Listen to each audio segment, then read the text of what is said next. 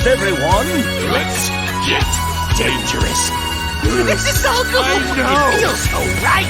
It's Jake Ciely. He's opening our minds to new ideas. Kill him! Who is that guy? Your mama. You just made the list! Oh, wait, you're serious? Let me laugh even harder. It's all in fantasy. Please of the range.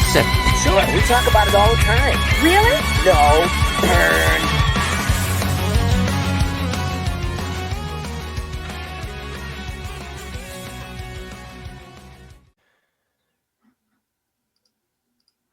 Game on, you ducks. It is All in Fantasy Tales of the Ranks over on FTN. And make sure you're checking out Chris Meany and all the good stuff over there. Of course, I'm over Jake Ciely, myself, over at The Athletic, where you can check out the ranks, the downloadable spreadsheet.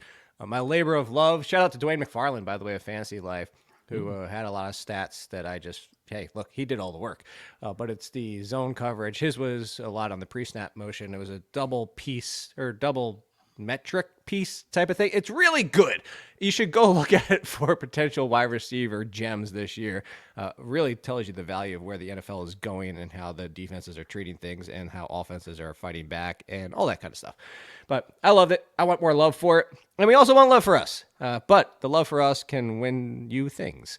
If you go to Apple and you subscribe, take a screenshot, send it to me. If you rate and review, screenshot, send it to me. If you give us 5 stars, that's a 2. That's a double entry. And if you tweet about it, whatever the hell you want on Twitter, like Twitter, I'm just going to make it nice. today. I like Twitter. On Twitter. Screw you, X. Screw you, Elon. It's Twitter. Go to Twitter and put out a tweet and say that I love the show. I hate the show. I don't even care. Like good publicity, bad publicity, whatever. We want some more. That's actually 2 more, so you can get a total of 5. We're trying to build this back up, in case you don't know, because we had to move podcast again, and we're trying to get our audience back again. This is now the 3rd time, so we're this is why we're asking. We love you, and we know we've put you through it twice already, but now it's the 3rd time. Hopefully, they'll last forever, and we just love having you. So that way, and if you get inside the top 10, get us inside the top 10 of the rankings of podcasts. Just even one day, get us inside the top 10. I'll give away a copy of Madden as well. We have talked repeat or retreat on the past episodes, meaning 2023 stars, and if they can repeat in 2024. This time, we're going the opposite direction. Article I have coming out over at The Athletic is last year's trash, one of my favorites to do. A lot of these names are in said article. Whether to invest in the trash pile from last year, disappointments, whatever name you want to give them, it is, are we giving them a bonus life? Meaning, did the mushroom pop out?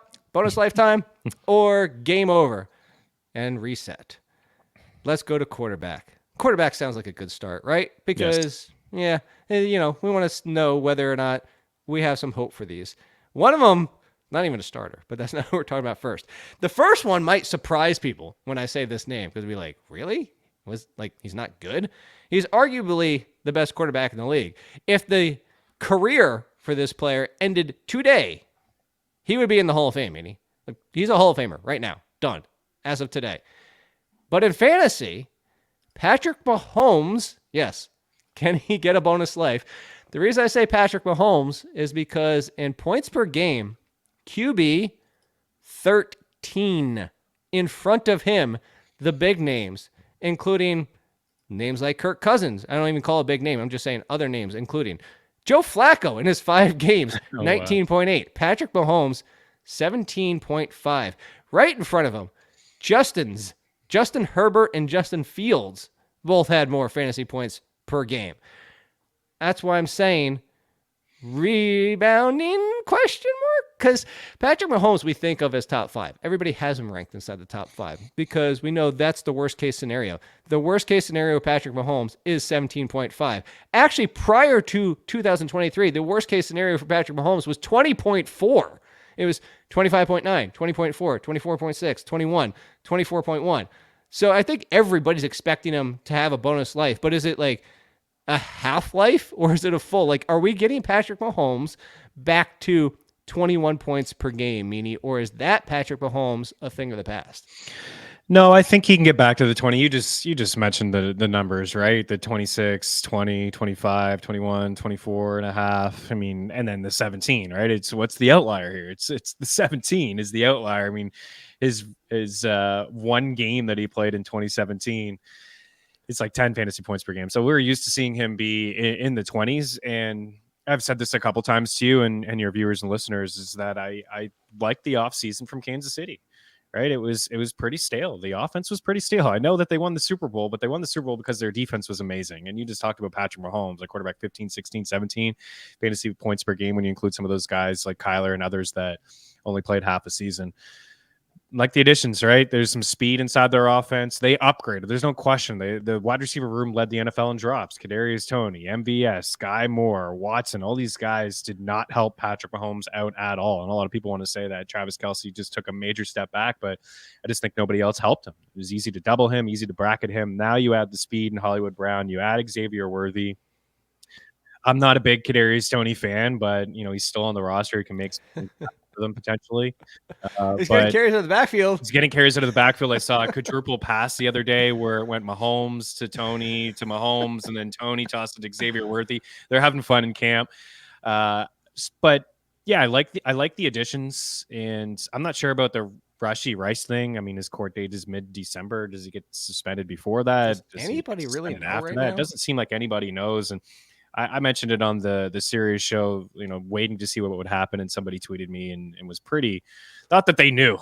He said 0% chance he gets suspended this season. I don't know if that's the case. A 0% chance he doesn't get suspended. That was the thing. 0% not getting suspended. I said, I mean, that's news to me. I mean, a suspension could happen. Is it happen midway through the season, towards the end of the season? It sounds like he's going to be ready to go to start the season. We're creeping up here now. So, but I like all the weapons, right? Again, so I'd say Mahomes is worthy of being drafted as a top 5 guy and could finish there again and gets up to I don't know if he gets up to the 20, like the 25, 24 might be the outlier for him. Let's see, he can get up into the 20, 21. Yeah, and I think if you look at the outlier too, also 0 rushing touchdowns. Not that we're expecting Patrick Mahomes to be, Get a couple though. I mean, yeah, 300 rushing yards, Yeah. and then rushing touchdowns 2, 4, which is kind of an outlier in 2022. But he went the other way. That's what it was. He knew he has to average 2 per year. He's like, well, I got 4 in 2022, so I have to get 0 to get the average of 2 per year, and that's what happened. So we should get 2 this year, unless he decides to go for 3 and then the next year 1 or something like that. But it's a minute difference. But 2 rushing touchdowns, an extra 12 points, which adds another point per game almost. So now he's over 18 and moves ahead of about 2 or 3 guys just by that alone, because that gap is so slim. I'm with you. I think the additions make a big difference. I think whether Xavier Worthy is a bust in his first year, like the other wide receivers they've drafted, and it's always the year after that. Remember how excited people were for Sky Moore last year? Myself included. Like, I really thought Sky Moore was going to replace Juju Smith-Schuster. And to be clear, that doesn't mean 1,000 yards. That doesn't mean 6, 7, 8 touchdowns. That was just like Sky Moore, wide receiver 3/4. Yeah. And that went nowhere. But I think the appeal is the fact that this roster construction at receiver now has a little bit more deep threats to get, guys who still know how to catch the ball in the intermediate and do stuff after the catch, but also get downfield. I have a lot of Marquise Brown so far. I think his career is not over. Mm-hmm. And if we were doing wide receivers, we'll have a discussion about him that day. But for now, we're staying at quarterback. Just look at the average on the way out here, Jake, for that. We're not saying my bad. The biggest thing is like the 7 yards per attempt. Like, look at all the other years. 8-8, 8-3, 8-1, 8-1. There's a 7-4 in there, but that's the biggest thing. Is that what we're talking about? The explosiveness, right?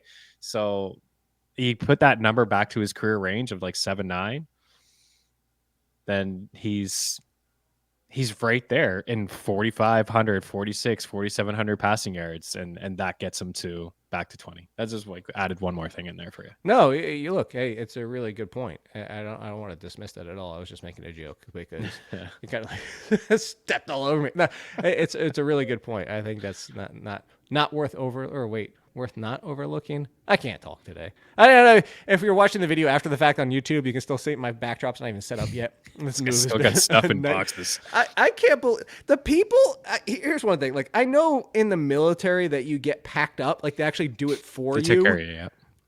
At the same time, I'm very, I'll just say it, I'm controlling. Like, I don't like the thought of that, for one. But two, even all the packing, I can't imagine moving every 2 years, 3 years. Some people that move every year. Like, I think for all intents and purposes, we're planning to move again next year, at least within a year and a half. And I'm already dreading it. Yeah, like, it feels like it's next month. And I'm like, I hate oh my it. God, I don't Worst. want to do it again. Moving's tough. Moving's tough. This next quarterback is probably not even on people's radars for why are we having this discussion of bonus life or game over. But I think if any quarterback was going to encapsulate the words bonus life or game over, it would be this quarterback. It would be Justin Fields. And maybe it's not just a discussion for 2024. Maybe we're talking more for keeper, dynasty, super flex, if you want to stash. But I think there's a lot of people that would agree that if this team is out of it by midseason, the Steelers are going to give Justin Fields a chance. Even though their schedule is pretty brutal down the final stretch, they're still going to evaluate to see if, you know what, Russell Wilson was supposed to be, hey, this team's good enough, we can get into the playoffs, we can maybe win a championship. If not, do we blow this team up, look for the future? Did we get a value by basically giving away nothing for what Fields probably could have brought a year ago at this time, year and a half ago? But Fields, for fantasy, he doesn't have to be a good passer. And he has been. There is games Justin Fields has won. There are games Justin Fields has definitively lost. And unfortunately for Justin Fields, there's more of the latter than the former at this point of his career as a passer. But the legs in fantasy win us a lot. Does he have a bonus life in fantasy? Do we even care about Justin Fields? Or, meaning, are we saying, at least for 2024 purposes, game over? Turn the system off. Yeah, I think it's the latter for 2024. I think we'll see him, definitely. I think if you're the Steelers, you think that Russell Wilson gives you the best chance to win football games. He's the more experienced quarterback. He's won a Super Bowl. He's been to a couple different Super Bowls. So I think that he is the guy. I mean, right now he's not 100% healthy, and Fields is out there and making plays, and I think that's beneficial for Justin Fields. I think if you're the Steelers organization, and you said it, I think perfectly, if you're out of this thing, the schedule is easy to start. I fear that Fields could get thrown because I like Fields. I believe in Fields, actually. And I feel like if he gets thrown in midway through the season for that gauntlet of the schedule towards the end, that could be really, really tough for him, and it could go sour. But at the same time, if it goes sour for Russell Wilson, I'm talking like maybe even a 500 start to the season. Are they 3-3, 4-4? Are they a game or two below 500? Are they out of this thing by a couple games? We've seen them play multiple quarterbacks last year. And if you're the Steelers, you're thinking long-term, let's see what we have in Fields. We got him on the cheap. Russell Wilson's not the future. He's a little bit older now. So let's see what we have in Fields. Maybe he is our future quarterback, but he played 13 games last season. I'd be shocked if he played 13 games this season. It would have to be an injury to Russell Wilson. I think they're going to give him more than 5 or 6 games to get this right. So I think for 2024 purposes, it's probably over. I think if you're drafting in best ball and you want to take a quarterback with your last pick as your third quarterback, I don't hate that because of what you said. We know that the rushing floor, the rushing upside is there for him, and he could be a difference maker down the stretch of the season. But I think we got to turn the switch off, turn the system off for 2024. Buy low dynasty. For as bad as people think it wasn't as bad as people think it was for Russell Wilson. Yes, he only had 3,070 yards. Part of it was the construction of that team and what he was throwing to and the designs of that team. But on the flip side, still kind of really came through in that red zone. Who had more passing touchdowns, Russell Wilson or Matthew Stafford? Oh, man. Russell? Yep, Russell Wilson. Who had more passing touchdowns, Russell Wilson or CJ Stroud? Russell. Yep, all three of them played 15 games. More passing touchdowns, Russell Wilson or Trevor Lawrence in an extra game? Oh man, Russell. I think Russell there too. It's pretty crazy. I never would have, off the top of my head, I know we're doing this now, but I never would have I knew he had a really good season and he won a lot of ball Here. games for them. He wasn't the reason why. I mean, his play wasn't the reason why he got benched. It was Peyton. Russell Wilson or Derek Carr in 17 games. Oh my God, no way. He had more. No, he had more passing touchdowns than Carr. Yep, 26 to 25. Yeah. How about Russell Wilson or Patrick Mahomes? Mahomes had more. One more. One more. But very similar numbers. I remember seeing the comparison when they beat Kansas City. Russell Wilson beat Kansas City. Oh, the people that were the people that hate Kansas City, like the tweets that in the Broncos fan base, and like, oh my gosh. Oh, that was good times. All right, so last one before we get out of here. Well, not out of here, but out of the quarterbacks and into tight ends. But wow, are we doing this? Like Trevor Lawrence, bonus life or game over? Now, obviously, game over. The guy's career is not over, but game over fantasy purposes in the fact of, is it game over for Trevor Lawrence being a QB1? Or is that hope completely dashed? Or is there a bonus life here? Is this maybe, you know what, Trevor Lawrence, because he dealt with the most awfully worst, terrible, no good, very bad day situation anybody's ever had to start his career. Urban Meyer out there kicking people, doing everything he can to make Trevor Lawrence not a good quarterback.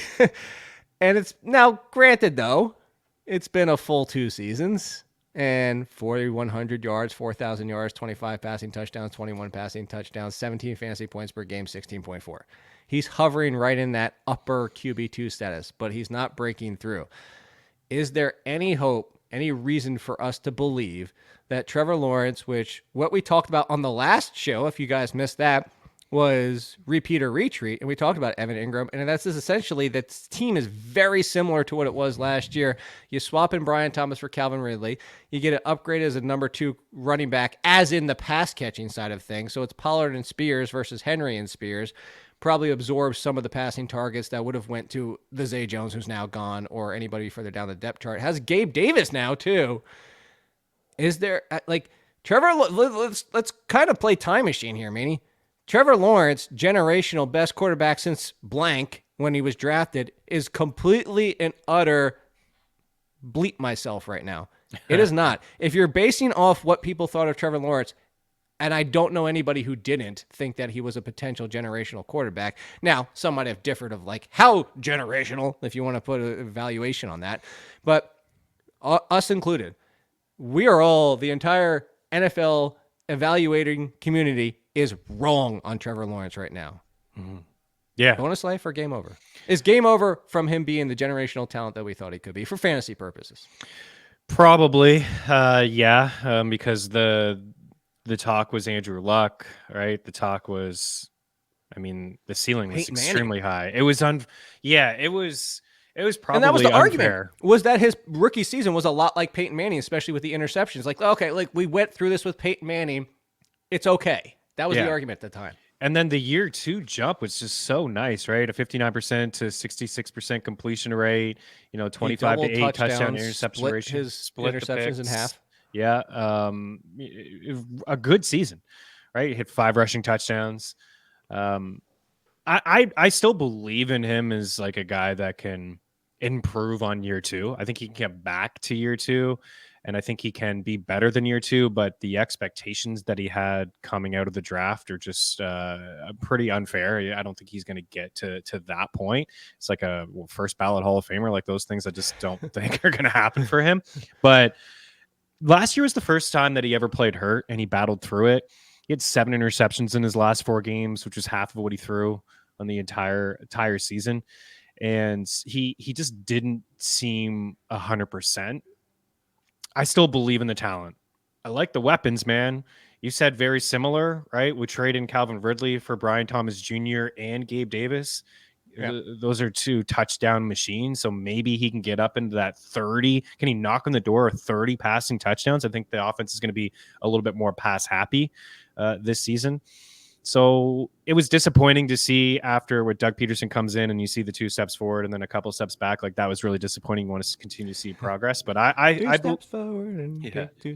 I'd say I'd give him another life. I'd give him a bonus life. I'm kind of interested in him because he comes with the rushing floor too, like 300 rushing yards, pretty much 300 in every single year, 291 as a sophomore. So there's a rushing floor there. He's got 9 rushing touchdowns in the last 2 years. I think he's a very good number 2 super flex league target. Number 2. I actually wonder why he doesn't run even a little bit more. Yeah, I know. Back to his Clemson days, I think that if you had him in that 450, 500 rushing yards and added that dimension, I think just brings another level to his game. Not that 300 is something to just throw out the window. It's better than a lot of other quarterbacks, but he's kind of on the page of Patrick Mahomes, and I think he's better than Patrick Mahomes as a runner if he would just run more. I don't know. Maybe that's something in his head. Maybe that's something that is a dimension that he wants to add. I'm just projecting, obviously, but maybe once he's 100% comfortable as the quarterback because he knows he's still struggling. Actually, the funny thing is you keep bringing back up 2022. My projections check him in pretty close to that season, 25-8. The biggest difference is actually 4,400 yards versus what he did that year. So the touchdowns to interceptions, exactly the same, more yards. But like you said, if he got to 30 and do the simple math, 20 extra fantasy points, that difference, again, this is projections, a lot of factors at play here. But in my projections, as of right now, he checks it as QB 15. If you add in 20 fantasy points, 5 touchdowns, that would actually push him all the way to QB 10. So it's in play, but that's obviously not top 3. That's obviously not Patrick Mahomes, 45, 4,700 yards, 30 to 35 on a regular. And I think that's the biggest issue is like that part of his life is game over. Like we all missed. And you know what? Maybe there's like a sliver of a chance and he can get back to it. But I think as of right now, we're all in agreement that that's out the window. Now, can he get back to being a QB1 or get to being a QB1? I think that I agree with you. Bonus life, QB1, game over, top 5 quarterback. Yeah. I mean, let's see if he can run a bit more. Right. I love him I think it opens things up for, he feels more comfortable. And maybe that's what I go back to is like, if you watch Trevor, and not to spend the entire first part like Trevor Lawrence, but like if you watch him, if you like watch the games and watch his play, and this is a little bit different between like analytics and watching and stuff like that, he doesn't look as comfortable as he did in Clemson. Now, again, it's college versus the NFL. I'm not saying players don't get uncomfortable in the NFL. There's a whole nother level of skill set here. Like I go back to, hey, you want to talk about a Jaguar? Who do I always bring up, Meanie? Marquise Lee. Obliterated people in college because he was that much better. But his laziness in route running and crispness and his separation and focus gets to the NFL and everybody's on your level of athleticism. So now you need to step it up because you're not that much better than everybody else now. And it took him a few years and he finally got there and then got hurt, as everybody knows, but it took him a couple of years. I'm not saying that's the same for Trevor Lawrence. I'm just saying his uncomfortableness watching him throw the ball, making throws into windows that he should not be making throws that he should not be making.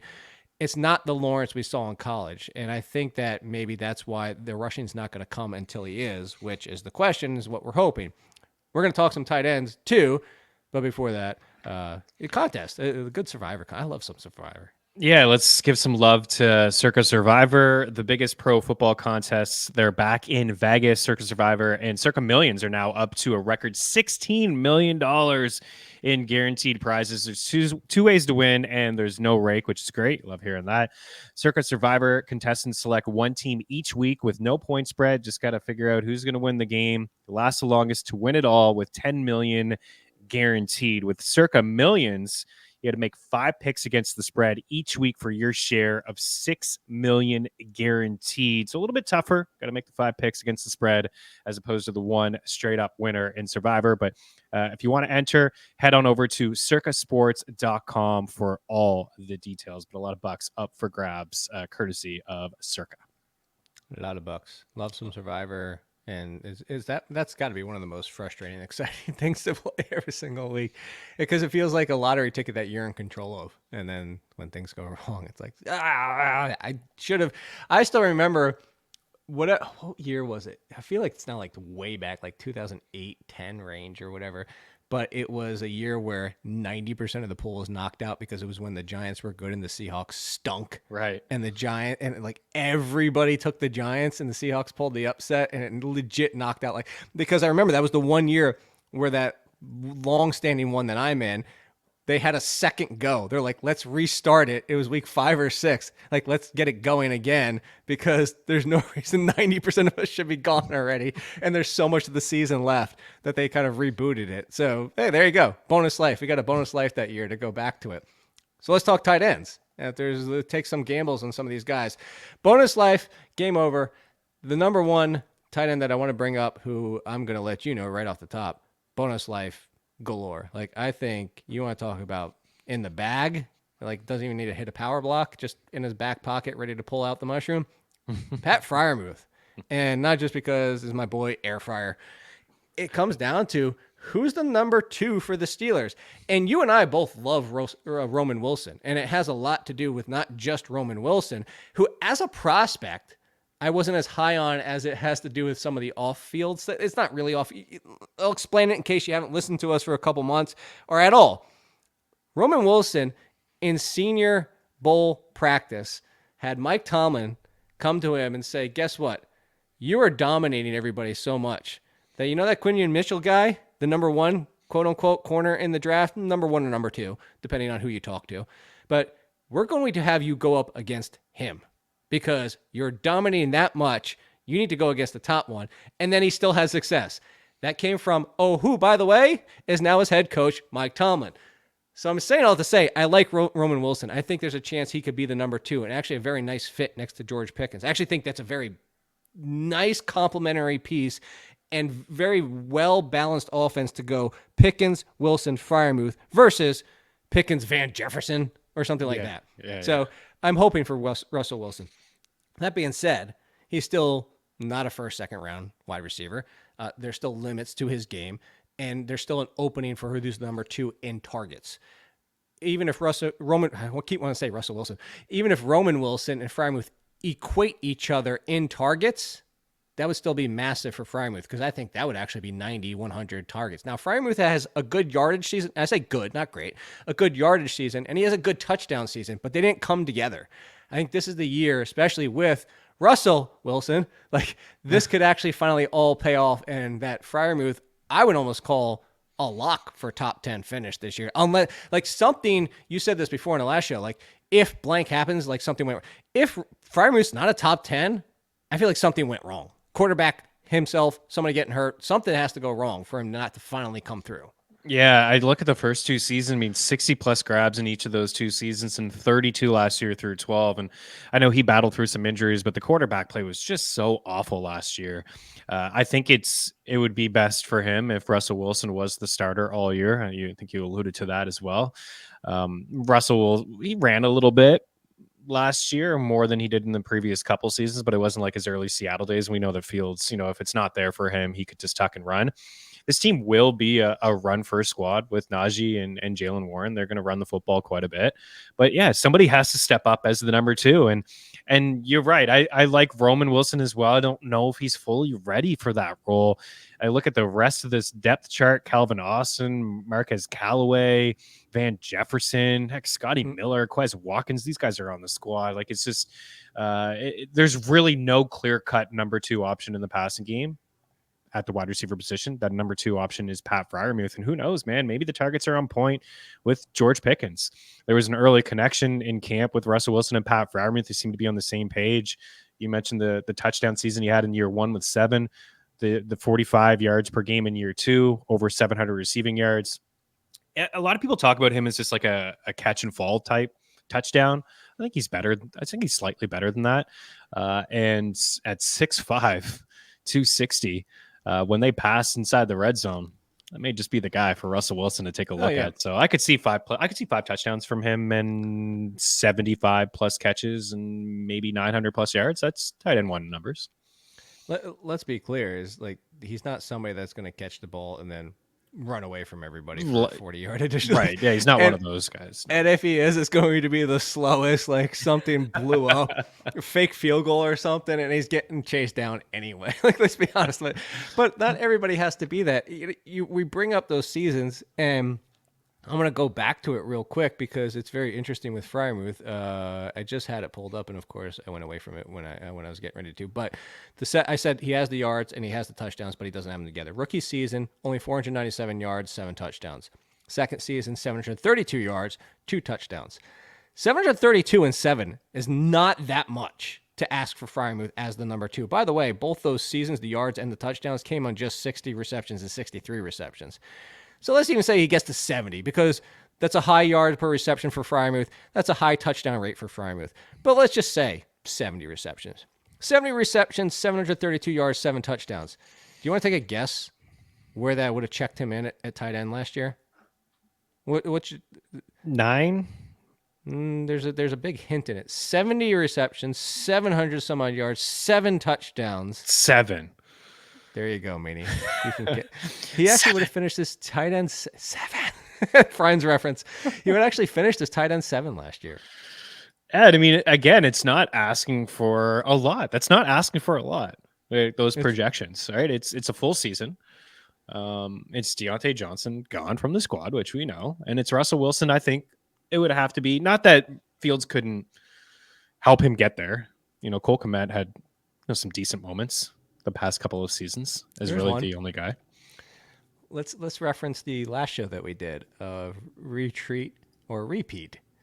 You're on the board, on the clock, and we'll say, sorry, Meanie, your top 9 are gone. When I say top 9 because Meanie wants one of the top 9 and Ferguson is his 9th. Doesn't like Goddard as much as I do. So, you know what? Let's even pull him into the conversation because originally it wasn't going to be Goddard versus Freiermuth. It was originally going to be, because we talked about it in our last show, Njoku versus Freiermuth. So Freiermuth, Njoku, and Goddard are all at your disposal. The top 9 are gone. Who is Meanie taking off the board? When I bake in ADP, it's definitely Pat Freiermuth. Let's say you have to only pick one. If it was just all of them straight up, you're probably not going to like the answer, but I probably would go with Njoku. I know. Just given the talent that he has, I probably would lean with him. But you got to bake in the ADP. You have to play that game. And you're getting a guy with your last pick in the draft, and Pat Freiermuth is just not going to get drafted. He's just not. I can't do it. 600 was his peak, that being Njoku before last year, twice. 4 touchdowns was his peak twice before last year. Actually, 4 touchdowns 4 times for Njoku. I just can't. I'm going to have nothing of Njoku. I'm not going to have him. I'm not either. I'm also not going to have any Goddard, but I think that the exercise here makes sense. I mean, you're getting a guy in Pat Freiermuth with your last pick that we expect to have maybe his best season to date. Possibly. Maybe possibly. All right. Then how about everybody's darling from last year if you missed out on the big tight ends? Just why even invest high if you miss on the big 2 or 3 when you can get this guy for almost nothing last year? It was super exciting. Until the season came around, and then it was not. His name is fun. Chigoziem Okonkwo. Yeah. Everybody loved him. Huge. You're talking about air yards just in general per catch. Like, it was just supposed to be a monster breakout season for Okonkwo. That did not happen.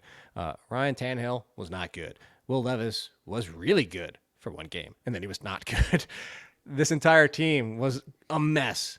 But now we do have something we've been talking about for a long time. Meanie and I love some Titans offense this year. And not because necessarily the individual pieces talent-wise, but as much as it is Brian Callahan and what this offense and what this change brings to the team and potential for Levis to maximize his potential with Ridley and Hopkins as his 1 and 2. Just on paper, the Titans definitively have a top 10 wide receiver duo. Yeah. Potentially even higher than that. And by the way, this is where the conversation comes in on whether or not Okonkwo could do it. What do we know about the Bengals in the past? Tyler Boyd being the number 3, tight end often irrelevant. What do we have with the Titans? Tyler Boyd is the number 3. Okonkwo could be irrelevant. You also have like almost brothers in the backfield of Pollard and Spears and their pass catching ability. So is there any like I'm painting this entire picture that makes it sound like it's complete game over for Okonkwo, meaning, but is there any potential chance that he, like even a small bonus, maybe he only gets like the mini mushroom? I mean, it just feels like there's no chance. Is there? I know it doesn't feel like there's a chance. Like maybe he has like he did have a better season in year 2, but it wasn't anywhere near what we wanted. Like he had a career high 54 catches, 77 targets, 528 yards. But he only had 1 touchdown, and the yards per reception you mentioned in the rookie season 14.1. I mean, that was like Travis Kelce, like, right? He was checking a lot of boxes like yards per run and yards per reception. He was right there even after the catch. He was right there with the elite, and it was tough because it was only 1 season. And the biggest thing for me was like, dude's going to get an opportunity here. This is like only Hopkins, but now you're adding Boyd and you're the familiarity there with Callahan that you alluded to. And then you're adding Calvin Ridley, and you have 2 running backs that can catch balls out of the backfield. So I'd say no. I like the player. I like the talent. Maybe he has a season where he has 5 touchdowns, right? And it's just like the volume's not there, but dude's wide open in the red zone because there's just so many other guys to focus in on. I look at the last few games of him last year. They're actually pretty decent. Like the last 7 games, he had 30 plus yards in all of them. You know, in the first 10 games, I know it's not great, but the first 10 games, this is why I'm going to say it's not going to happen for him. The first 10 games, he only had 30 plus yards twice. I mean, the quarterback switch happened. Levis was focusing on him a little bit more, but as what? The number 2 option, right? So now he's not the number 2 option. He's maybe the 5th option when you include the running back catching balls into the backfield. So yeah, tough go for him. Like the player, but a lot would need to break for him to be fantasy relevant, I think, this year. Yeah, I think that if I was going to pull it up from when did that start? Was it week 12 for that stretch of 30-point games for him? November 26th. I'm looking at Yahoo, so I don't know what week that would be, but I can find out quick time here for you. No, I got it. It was week 12. It was against Carolina. It was at least that is it. It was no fewer than 3 targets, and actually that happened twice. It was more so 4, 5, 6 targets, 2+ receptions and everything, and actually a lot of them 3+ receptions with 4, 5, and 6 in there. You mentioned the yards already. I'm just throwing that into context. Only 1 touchdown. So I want to just pull this up just so I can see total fantasy points from weeks 12 through 18, which of course 18, by the way, is also including people that were not playing. Right. But if you just total fantasy points, he's 10th. If you go to fantasy points per game, he's 15th. And that's, as you just mentioned, as essentially being the number 2. So game over, buddy. Game over. Like he's going to be hard pressed to do that.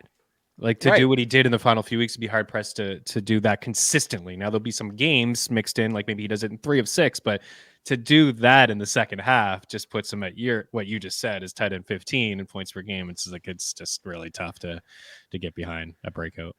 So 2 more quickly and we'll get out of here. Luke Musgrave might sound weird to some people because he had a good rookie season, but it was a little inconsistent. Then, of course, hurt. And then he came back, and this is why I'm putting it here, because he came back and Tucker Kraft started to do his thing, which, whether or not you agree, I'm coming from my evaluation. Out of college, my evaluation, I thought Tucker Kraft was a better receiver than Musgrave. Now, I'm not saying Musgrave's not a good receiver. I just thought Kraft was one of the better in the class. Musgrave was good. That being said, Kraft kind of threw the wrench into the whole thing, thorn in his side when Musgrave came back and they were both playing. And now you have both of them heading into 2024 healthy. You also have all 4 wide receivers. And I say 4 because you know how much I love Wicks, and it seems like a lot of people are jumping on that bandwagon right now with the Wicks bandwagon, and I don't hate it. Middle of the season last year, I was reminding people, the season started in deep leagues. I said, stash Wicks. The middle of the season, we were talking about him on the show. I kept saying, just stash him on your bench, stash him on your bench, stash him on your bench. There's a chance. Talent-wise, he could be a top 2 wide receiver for the Packers, talent-wise. And we started to see it click. I'm saying that to say this. There's 4 wide receivers. Reed, Watson, Wicks, Dobbs. Like, let's not also forget about Dobbs, who, by the way, popped off in that article I have over at The Athletic against zone defenses and pre-snap motion quite a few times. That makes Dobbs, hey, why not just take the flyer on him when he's going in the wide receiver 50s? This feels very much like an Okonkwo situation. Like, even if you told me Musgraves gets 70% of the work to 30% of Kraft is going to get something. I feel like that's the high number, 70%. Like, I feel like that's pushing the best case scenario. It's still potentially the 6th option on this team in passing. And I know it won't be, but I'm just saying, like, I feel like it might already be game over for Musgrave and Kraft for fantasy purposes, unless one of them gets hurt. Yeah, I mean, we said this before on 2 tight ends. I remember, I think you put me in my place on Isaiah Likely breakout. It was just like, dude, like, it's been Aaron Hernandez and Gronk since we've seen 2 tight ends be fantasy relevant from the same team. And this is, I mean, Luke Musgrave couldn't stay healthy last year. I don't believe he had a lot of healthy campaigns at Oregon either. Health has been an issue, and Tucker Kraft, as you said, he's going to be a part of the offense. Like he certainly was last year when Musgrave left, and it was, you could see it when he went away. Look at the games from week 14, 4 catches, 64, 6 for 55 and a touchdown, 6 for 57 and a touchdown, rather 6 for 60, 6 for 48. It's like, that's kind of, borderline tight end 1. I remember taking shots on him for a touchdown and taking the over on some of his props. But now with both of them healthy and all the other wide receivers, right? The way that Jaden Reed finished the season, the way that Dontavian Wicks finished the season, they have an upgrade at the running back position. Like, they couldn't really get anything on the ground last year, and Jones was hurt. AJ Dillon's running into a wall. So now, like, maybe they run the football touch more too. Like, it's hard, man. He's an easy fade for me. Like, and he's still, I'm surprised that he's going as tight end 15. Like, I'm surprised he's going ahead of Kate Otten or Conklin. As the Conklin? Conklin. Yeah, I'd take him over. Yeah. Oh yeah. Yeah. I would. It's still crowded. Same sort of deal, right? There's gonna be no consistency there for Musgrave. You would take Hunter Henry, right? I would take Hunter Henry over him too. Yep, as well. Did you take Taysom Hill? Yep. Cole Kmet? Kind of in that same tier, right? It was just crowded wide receiver rooms. Yeah. You said Otten. I'd probably take Kmet over Musgrave.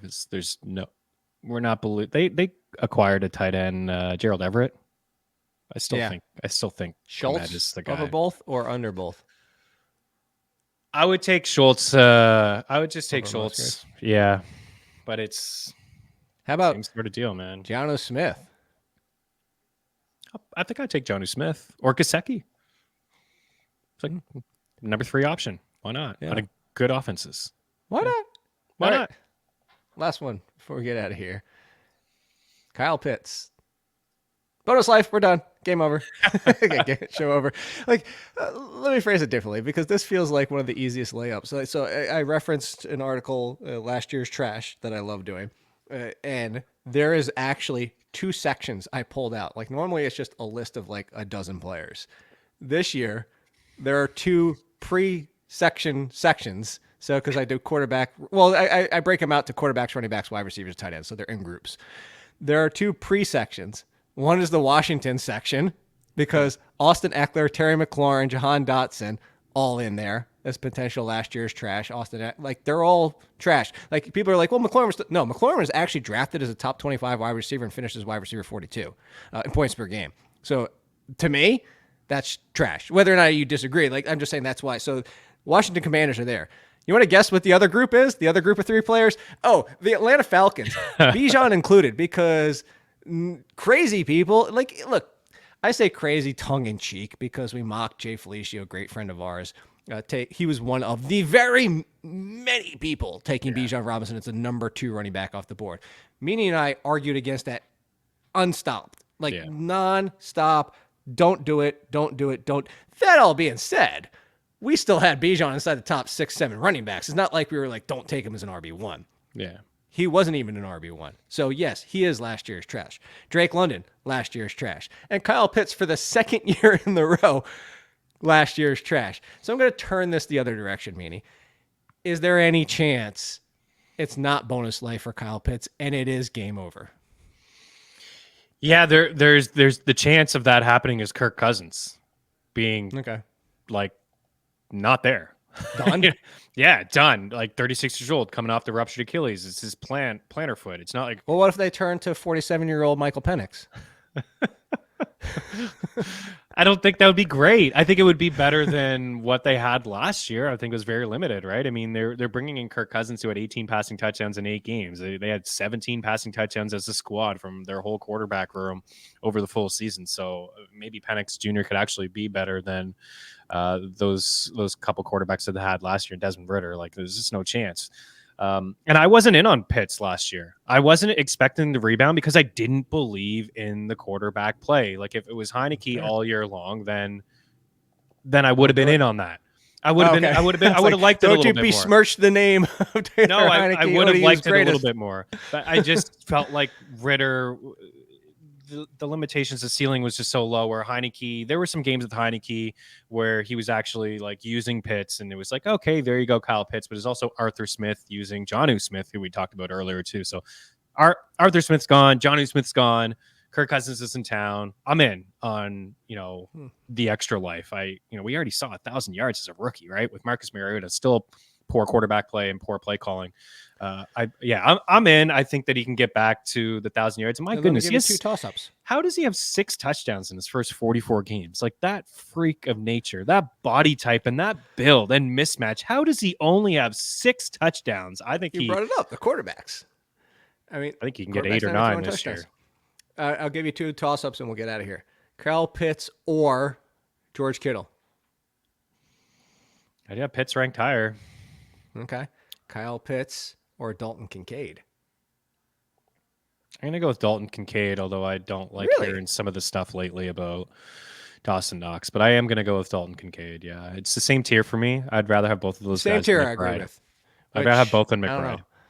And really? That we are going to 100. We're going to have to run this back at the end of the season because we are so far different on that one, which is not the norm for us now. Especially we disagree, but we don't generally disagree. I'm probably totally wrong on McBride. I seem to be on an island by myself on that one, but we'll see how it plays out. Sometimes those are the best islands because you don't have to deal with other people. I'm just saying. I do like that. I don't even like the beach that much. My hands behind my head, feet up. I'm fine with that.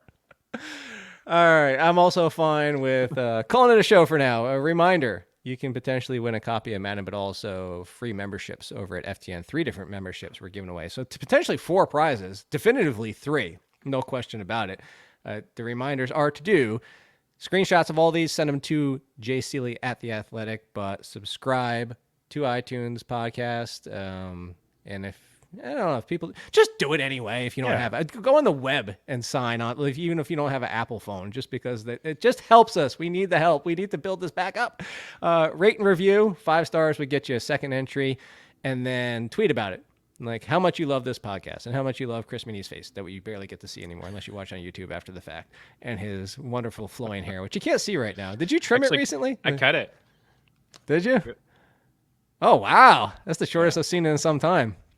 It's been a minute. It's been a while, so I thought I'd clean myself up for flex, Since I could end this podcast right. You're just going to have to cut me off or I'm going to keep singing. It's not bad. You did a good job. I'm cutting you off right now. Peace. Everything I could remember.